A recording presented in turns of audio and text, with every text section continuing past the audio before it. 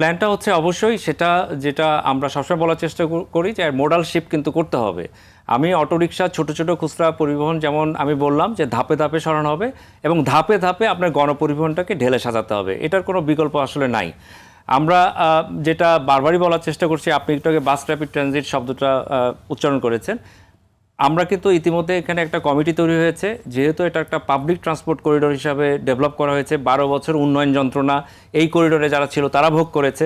এখন আপনি এই পয়েন্টে এসে যদি বলেন আপনি এটাকে ভেঙে ফেলবেন এবং পুরাটাই মহাসড়ক বানিয়ে ফেলবেন, তাহলে আপনার এই 12 বছরে 4,000 কোটি টাকার মতন খরচ করে এই কথাটা বলার কোনো আসলে এটা কিন্তু আসলে জাতির কাছে আপনাকে এই বিচারের কাঠগড়ায় কিন্তু দাঁড়াতে হবে।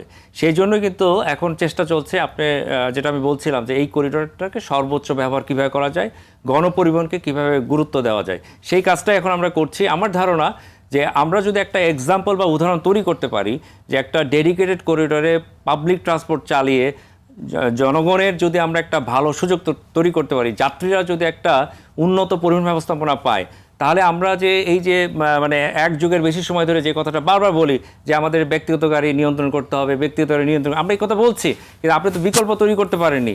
এই বিকল্প তৈরি করলে মানুষ শুনেন এমনি উঠবে কেন? মেট্রো রেলে উত্তরা থেকে এখন শত শত হাজার হাজার লোক আসছে না? অবশ্যই বাসে গাড়ি নিয়ে ট্যাক্সি নিয়ে আসছে। আপনাকে আমি বলি যে একদম যদি আমি একটা সহজ হিসাবে বলি, গাজীপুর থেকে ঢাকায় দৈনিক কমপক্ষে 50,000 মানুষ যাতায়াত করে গণপরিবহনে। কোন গণপরিবহন? ট্রেনটাকে চালু করে দেন না ঠিক মতো।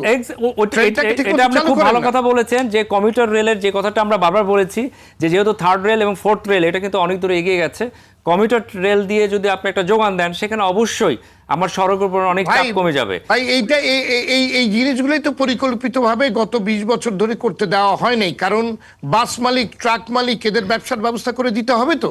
না, সেটা আছে, কিন্তু শুনুন আমি একটু আগে যেটা বলছিলাম যে বেটার লেট দেন নেভার, যেটা হয়নি সেটা বারবার বলে কিন্তু আসলে লাভ হবে না।